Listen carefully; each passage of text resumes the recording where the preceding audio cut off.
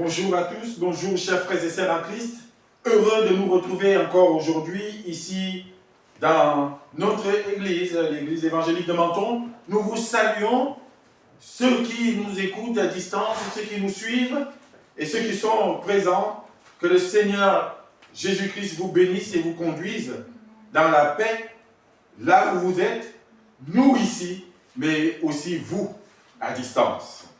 Nous pensons à vous, nous prions pour tous nos abonnés, parce que vous n'êtes pas que des abonnés, vous êtes des enfants de Jésus-Christ, des enfants de Dieu en Christ. Nous sommes des frères et sœurs, même si vous nous suivez à distance, nous sommes liés par le même esprit. Alors, soyez bénis là où vous êtes.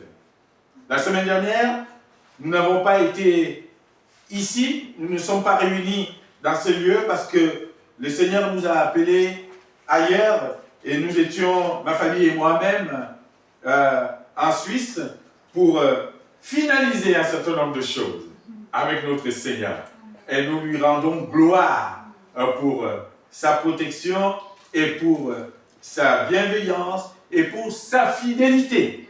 Il l'a prouvé encore avec nous dimanche dernier. Quand Dieu commence une œuvre, il la termine. Je veux encourager quelqu'un cet après-midi pour lui dire, quel que soit ce que tu fais avec Dieu, quelle que soit l'œuvre que tu as commencé avec lui, ne te décourage pas. Reste persévérant. Le Dieu fidèle, lui-même, terminera et finira ce qu'il a commencé avec toi. Alors, je rends gloire à Dieu encore en cet après-midi pour son œuvre dans ma vie, mais aussi dans la vie de ma famille et de notre Église. Que le Seigneur soit glorifié. Amen. Cet après-midi, nous allons lire la parole de Dieu dans le livre d'Ésaïe. Ésaïe, au chapitre 42, nous lirons les 4 premiers versets. Ésaïe 42, versets 1 à 4. Et c'est ce que le Seigneur m'a mis à cœur aujourd'hui de vous présenter. Nous sommes des serviteurs de Dieu. Nous sommes des servantes de Dieu. Et chacun de nous, et moi le premier, cherche quelque part le soutien, cherche à être soutenu, supporté dans son œuvre, dans son ministère. Chacun de nous cherche, un appui, quelque chose qui va l'aider à aller jusqu'au bout du ministère, jusqu'au bout du service. Le serviteur de Dieu a besoin d'être soutenu. Mais d'être soutenu par qui d'abord? D'être soutenu d'abord par Dieu lui-même. Je ne sais pas, nous sommes beaucoup à servir. Et nous prions qu'il y en ait encore beaucoup. Mais je sais que chaque serviteur, où qu'il soit, quoi qu'il fasse, ou à quel niveau qu'il se trouve, ce n'est pas simplement une histoire d'être pasteur ou quoi que ce soit. Nous sommes tous des serviteurs, chacun à son niveau, a besoin de se sentir soutenu, de se sentir pousser des ailes pour continuer, pour tenir jusqu'au bout. Et le premier soutien que nous recherchons, je regarde à gauche, je regarde à droite, c'est d'abord de Dieu. Avant même que nous soyons soutenus par qui que ce soit d'autre autour de nous, nous avons d'abord besoin d'être soutenus par le Maître, par le Père, par celui qui envoie en mission. Le soutien de Dieu. Et quand on a ce soutien-là, on devient inarrêtable. Inarrêtable. Et ma prière cet après-midi, c'est vraiment que nous, serviteurs, servantes, vous, serviteurs et servantes, là où vous êtes, que vous obteniez, que vous ressentiez, que vous expérimentiez le soutien de Dieu. Et dans le message que nous allons lire, le passage que nous allons lire, Dieu montre en annonçant par la bouche d'Ésaïe, 7 siècles avant que le Christ n'arrive, Dieu va nous donner en quelque sorte le portrait robot de son serviteur. Le cahier des charges du serviteur que Dieu soutient. Et il commence le message par ces termes. Voici mon serviteur que je soutiendrai. Alléluia. Voici mon serviteur que je soutiendrai. Dieu nous dit, avec des critères bien précis, des caractéristiques bien précises, quel est le serviteur qu'il soutient. Alors mon frère et ma soeur, toi le serviteur, toi la servante, ouvre bien les oreilles pour voir, toi qui cherches le soutien de Dieu, pour voir quel type de serviteur Dieu soutient. Parce que voyez-vous, bien-aimés en Christ, il y a serviteurs et serviteurs. Il y a des serviteurs qui ressentent, qui sont soutenus par une force supérieure, une puissance qui vient d'en haut. Le Saint-Esprit de Dieu est là. Et qui sont boostés et qui vont de l'avant. Et leur œuvre et leur ministère produit. Mais il y a aussi des serviteurs, ou ceux qui se disent serviteurs, ou ceux qui pensent être des serviteurs, qui ne ressentent pas ce soutien, qui n'expérimentent pas ce soutien. Et souvent, cela se voit dans les actes, dans les œuvres, et cela se voit dans les fruits. Quand on est soutenu par l'éternel Dieu, bien-aimé en Christ, croyez-moi, ça se voit. On le voit aux fruits. On le voit à l'œuvre. On le voit à un certain nombre d'attitudes du serviteur et de la servante. Il s'agit de nous. Pour une fois, on va parler du serviteur et de la servante. Qui es-tu? Quel type de serviteur es-tu? Quel type de servante es-tu? C'est ça. Nous voulons le soutien de Dieu. Et Dieu, lui, nous dit le serviteur qu'il soutient. Dieu ne soutient pas n'importe qui. Dieu ne soutient pas n'importe quel serviteur, n'importe quelle personne qui se lève et dit, voilà, je sers Dieu. Dieu ne soutient pas n'importe qui. Dieu a des critères.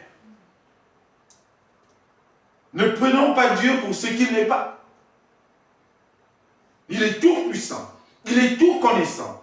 Il sait, il connaît les cœurs et il sait qui il doit soutenir. Alors, au cas où nous ne le savions pas, parce que vous allez me dire, mais alors comment on doit faire? Quel est le serviteur? Comment je saurai que je suis celui que Dieu peut soutenir ou soutient? Lui-même, il va nous donner les critères. Et ces critères s'appuient sur le serviteur des serviteurs qu'il annonce ici par la bouche d'Ésaïe. Je tue le suspense. C'est Christ. Et je vais m'appuyer sur ces critères qui concernent le Christ. Non pas que nous serons à la hauteur de Christ, non, on ne pourra pas. Mais juste qu'on s'accroche à ces critères pour dire, alors, si je vais dans ce chemin-là, oui, c'est sûr, Dieu me soutiendra. Si j'ai cette attitude-là, alors c'est sûr, Dieu me soutiendra. Parce qu'elle s'inscrit dans le cahier des charges que Dieu nous donne du serviteur de Dieu. Elle s'inscrit dans ce portrait robot du serviteur que Dieu soutient. Bien-aimé en Christ, je prie tous les jours, ma femme et moi, nous prions tous les jours pour que Dieu continue de nous soutenir. Pour que jamais, au grand jamais, nous ne manquions le soutien de Dieu. Et pour cela, il y a des choses que nous devons avoir en nous-mêmes. Et pour cela, il y a des choses que nous devons travailler en nous-mêmes. Jour après jour. Ce n'est pas toujours facile. Chaque jour, le serviteur de Dieu doit se remettre en question et dire, Seigneur, est-ce que je suis toujours sur le chemin que tu as tracé? Est-ce que je suis toujours ce portrait robot de ton serviteur que tu soutiens?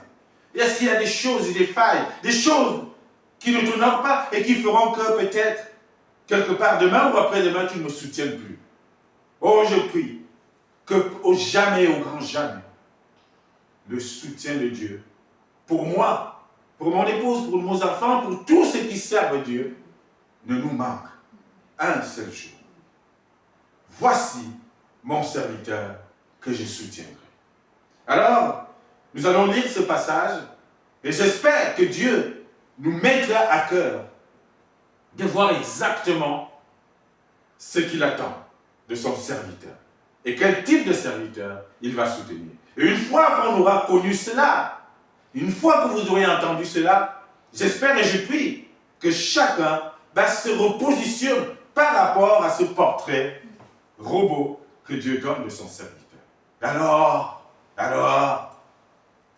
on sera sûr que partout où vous êtes, dans quelque service que vous fassiez pour Dieu, vous serez soutenu. Amen. Amen. Alors lisons cette parole, Ésaïe chapitre 42, versets 1 à 4. Voici mon serviteur que je soutiendrai, mon élu, en qui mon âme prend plaisir. J'ai mis mon esprit sur lui. Il annoncera la justice aux nations. Il ne criera point, il n'élèvera point la voix et ne la fera point entendre dans les rues. Il ne brisera point le roseau cassé et il n'éteindra point la mèche qui brûle encore. Il annoncera la justice selon la vérité. Il ne se découragera point et ne se relâchera point jusqu'à ce qu'il ait établi la justice sur la terre et que les îles espèrent en sa loi. Amen. Amen. Voilà des mots simples, quelques versets où Dieu dresse le portrait robot de son serviteur, du serviteur qu'il soutiendra. Ésaïe, quand il annonce cette parole, nous sommes 7 siècles avant que Christ n'arrive. Mais Dieu lui met ces paroles dans sa bouche pour lui dire, va leur dire quel type de serviteur je vais envoyer, comment il sera. En fait, il est en train de nous dresser déjà ici le portrait du Christ qui va arriver. C'est le serviteur de l'Éternel, Jésus-Christ, c'est le serviteur parfait de Dieu. Tous les autres arrivent après, nous on est là à côté, on essaye, on s'accroche, mais le serviteur parfait de Dieu, c'est Christ. Et Dieu lui dit, va leur dire que j'enverrai mon serviteur et voici comment il sera. Et c'est celui-là que je soutiens. Et nous voulons aussi nous appuyer sur ces mots, sur ces critères, pour essayer d'avoir une visibilité de ce que nous devons être à peu près à notre niveau pour avoir le soutien de Dieu. Tout serviteur qui prend ce chemin et qui suit ce portrait a l'assurance d'avoir le soutien de l'Éternel. Et il peut avancer tranquille. Avec l'aide de Dieu, avec le soutien de Dieu, tout est possible. Alors cherchons le soutien de Dieu. Et il y a des serviteurs qui se lèvent, des gens qui se lèvent un beau jour et disent « Je sers Dieu, je veux servir Dieu ». Mais il ne fait rien qui correspond à ce que Dieu attend. Il fait des choses pour les yeux du monde. Il fait des choses pour les applaudissements du monde. Il fait des choses pour attirer la récompense du monde. Et tout en se disant serviteur de Dieu. Et puis on voit souvent ce type d'œuvre qui commence de cette manière. Ça finit par s'écrouler. Ça finit par tomber. Et ça fait pouf. Parce que c'est du vent. Le serviteur de Dieu doit chercher le cahier des charges. Éternel, qu'est-ce que tu attends de moi? Moi, me voici, je me lève pour toi, mais je veux une feuille de route. Je veux une fiche de poste. Le serviteur de Dieu doit avoir la fiche de poste de Dieu et pour être soutenu par le maître. Sinon, on va naviguer à vue. Sinon, on va partir dans tous les sens. Sinon, on risque de se perdre. Je prie pour que Dieu nous mette cela à cœur. Cherchez la fiche de poste de Dieu. Vous, serviteurs et servantes, Alors, qu'est-ce qu'il nous dit? Le serviteur que Dieu soutient, il fait quoi? Il annonce la justice. C'est-à-dire, il annonce la vérité. La justice et la vérité vont ensemble. Et ce qu'il annonce, ce qu'il dit, c'est ce qui est juste, c'est ce qui est droit, c'est ce qui est vrai.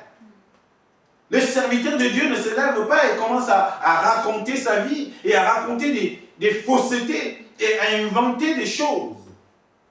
Ce que le serviteur de Dieu annonce et ce qu'il annoncera, notre Seigneur Jésus-Christ, ce sera la justice, c'est ce qui est droit. Il annoncera le juste juge. Dieu, le juste juge. Et il annoncera aussi, et il annonce aussi le fait que nous avons hérité de la justice de Dieu. Il nous a justifiés. Il va nous justifier et il nous a justifiés en Jésus-Christ. Et tout ce qu'il annonce, le serviteur de Dieu, doit être basé sur la justice de Dieu, sur la vérité de Dieu, c'est-à-dire sur la parole de Dieu. C'est droit, c'est carré, c'est net. Alors, qu'est-ce qu'on voit aujourd'hui? Des serviteurs qui racontent leur vie. Des serviteurs qui vous parlent de tout, mais pas de la vérité de la parole. Des serviteurs qui vous parlent, qui vous disent des choses qui ne sont pas vraies.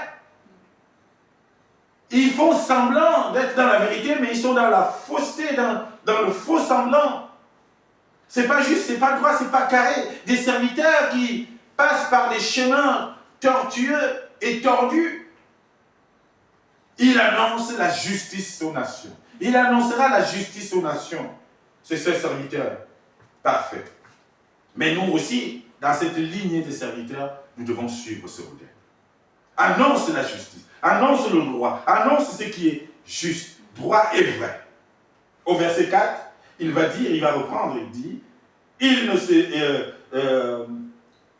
au verset 3, en fait, la fin du verset 3, il annoncera la justice selon la vérité. Justice et vérité. Voilà ce que toi, serviteur, toi, servante aujourd'hui, tu dois annoncer. Toi qui prends la chair, toi qui te lèves pour parler, pour proclamer la parole. Il faut que cette parole soit une parole de vérité. Appuyée sur la vérité de la parole de Dieu. Et rien d'autre. Ne rajoute rien, ne cherche rien, ne cherche pas à forcer les choses. Ça, c'est le premier critère. Annoncer la justice, annoncer le droit, annoncer la vérité aux gens. Et Dieu te soutiendra. Parce que c'est un Dieu juste, un Dieu droit, un Dieu de vérité. Le deuxième critère pour le serviteur de Dieu qui veut être soutenu par Dieu, c'est qu'il ne crie pas. Il dit, il ne criera pas dans les rues. Ça veut dire, il ne fera pas de bruit. Ce n'est pas quelqu'un qui sera dans le bling-bling, dans le m'as-tu vu. Ce n'est pas quelqu'un qui va venir pour s'attirer les regards sur lui. Souvent, aujourd'hui, on a des serviteurs qui ne cherchent qu'une chose, à s'attirer les regards à eux, faire du bruit, des beaux parleurs. On a des hommes et des femmes de Dieu qui sont des beaux parleurs. Ils parlent bien, ils parlent fort pour que les gens les regardent et les applaudissent, pour attirer l'attention sur soi. Ce serviteur que Dieu soutient, il dit ici qu'il ne crie pas. Il n'a pas besoin de crier parce que son autorité est établie et ça suffit à elle-même. Il n'y a pas besoin d'aller faire du bruit. Vous savez, ce sont les théologiens qui font tout le bruit. C'est souvent ce qu'on dit. Et Dieu nous dit ici, le serviteur que je soutiendrai ne criera pas. Jésus-Christ, on n'a pas entendu beaucoup crier. Oui, de temps en temps, il se mettait en colère parce qu'il fallait. C'était une sainte et juste colère. Mais très peu, il a crié. Il n'avait pas besoin de crier. Il parlait. Ça suffisait. Il levait le ton. Ça suffisait. Mais il ne criait pas. Aujourd'hui, on a des crieurs dans des églises. Aujourd'hui, on a des gens qui font trop de bruit. Aujourd'hui, on a des gens qui parlent trop. Des beaux parleurs. Qu'est-ce que tu cherches? Qu'est-ce que tu veux? Quand on crie, quand on fait trop de bruit, c'est qu'il y a en nous, il y a quelque chose qui ne va pas. Laisse Dieu parler. Laisse Dieu parler en toi. Ne crie pas. Quand on a besoin de crier, ça veut dire qu'on a mis Dieu de côté. C'est Dieu qui doit parler en toi. Et pour que Dieu parle en toi, appuie-toi sur la vérité de la parole. Il ne criera pas dans les rues. Verset 2. Il ne criera point, il n'élèvera point la voix et ne la fera point entendre dans les rues. Ça ne veut pas dire qu'il ne faut pas évangéliser dans la rue. Ça ne veut pas dire qu'il ne faut pas parler aux gens, présenter Dieu aux gens. Mais il y a une manière de le faire. Il y a une disposition d'esprit quand on parle de Dieu. On n'a pas besoin de forcer. L'évangélisation marteau. On force à tout prix. On fait du bruit, du boucan. Mais au fond, c'est vide. Ne soyons pas des cymbales, pour reprendre l'expression de l'apôtre Paul. Ne soyons pas des cymbales retentissantes. Beaucoup de bruit, pas d'amour, pas de puissance, pas de vérité. Au fond, il n'y a rien. Soyons des serviteurs qui s'appuient sur la vérité de Dieu et sur sa parole. Laissez la parole de Dieu parler en vous et par vous. Amen. Il ne criera pas. Troisième critère, bien-aimé en Christ, le serviteur que Dieu soutient, il n'est pas un briseur d'âme. Non, il ne brise pas les cœurs qui sont déjà affaiblis. Non, il ne vient pas là pour enfoncer ceux qui sont déjà faibles. Il ne vient pas là pour marcher sur ceux qui sont déjà à terre. Combien de fois on voit des serviteurs, des soi-disant apôtres de Dieu, ou je ne sais quel titre, maltraiter les membres de leurs propres églises. Leur parler comme si c'était des enfants, même pire que des enfants, comme si c'était des moins que rien. Ils brisent les âmes. Au lieu de les élever, de les soutenir, ils brisent les âmes. En leur parlant d'une manière irrespectueuse. Il faut voir parfois comment on peut mettre à terre une sœur ou un frère dans une église. Aucun respect. Ça en fait pire que dans le monde. Ça existe dans les églises. Et on se dit serviteur de Dieu. Non, un tel serviteur n'est pas soutenu par l'Éternel. Il ne brise pas les âmes. Non, il les soutient. Le verset 3, il ne brisera point le roseau cassé. Quelqu'un est déjà cassé, cabossé. L'église, c'est l'endroit où on vient réparer ce qui a été cassé par la vie. L'église, c'est l'endroit où les brisés de la vie, les cœurs brisés, viennent rechercher du soutien, viennent rechercher un peu de force. L'église de Jésus-Christ, elle est là pour soutenir les âmes brisées. Et souvent, qu'est-ce qu'on voit? C'est à l'intérieur même de cette église qu'on brise encore davantage ceux qui viennent chercher le soutien de Christ. Ne sois pas ce serviteur-là, ne sois pas cette servante-là qui va enfoncer les réseaux cassés, qui va les brûler, qui va les piétiner. Sois un encourageur, sois celui qui apporte le soutien à l'âme de l'autre. Sois celui qui apporte la bonne parole, la bonne nouvelle. Entretenez-vous par des psaumes et des cantiques. Et qu'est-ce qu'on entend souvent dans les églises? Ah, lui, il n'est pas très très bon. Il n'est pas très fort ici. Il n'a pas tel don. Il ne peut pas chanter. Il chante faux. Il fait ci. Et l'autre sœur, elle fait rien. Lui, ce n'est qu'un consommateur de la parole. Ce n'est pas que des paroles méchantes et dures. Les uns contre les autres. Et le serviteur est là. Il laisse faire. Ne sois pas un serviteur qui brise les âmes, mais celui qui soutient. Et si tu veux être soutenu par l'Éternel, commence par soutenir les autres. Comment veux-tu que Dieu te soutienne dans ton ministère, dans ton service, si tu ne soutiens pas les brebis? Apprenons de cela. Voilà le cahier des charges. Voilà le serviteur que Dieu soutient. C'est celui qui soutient les autres. Un serviteur de Dieu, le serviteur que Dieu soutient, bien-aimé en Christ, n'est pas un extincteur de flammes spirituelles. Il y a des spécialistes dans nos églises qui marchent avec des extincteurs pour éteindre les flammes qu'ils voient. La moindre flamme qui se lève, le moindre zèle qu'il voit, il éteint, il empêche à l'autre d'avancer, de montrer son zèle, d'exprimer son don. au service des autres et au service de Dieu. Il veut briller tout seul. Il veut rester tout seul. Alors il prend l'extincteur. Il décourage. Il éteint. Et on le voit dans des églises. Ne sois pas de celui-là. Ne soyez pas de ceux-là. Ne soyez pas de ces serviteurs-là qui non seulement brisent les âmes, mais aussi éteignent les flammes spirituelles. Mais soyez des serviteurs qui détectent les dons et qui les mettent en valeur. Et qui les soutiennent, qui disent, tiens, j'ai vu, ma sœur, tu as un don dans le chant. Je te soutiens à venir et je t'encourage à venir dans la chorale de l'église. Tel mon frère, j'ai vu, tu as un don dans la parole ou dans la prière. Je te soutiens et je t'encourage à venir dans les réunions de prière, etc., etc. Nous sommes là, les serviteurs qui devront détecter les dons et les soutenir et non les éteindre.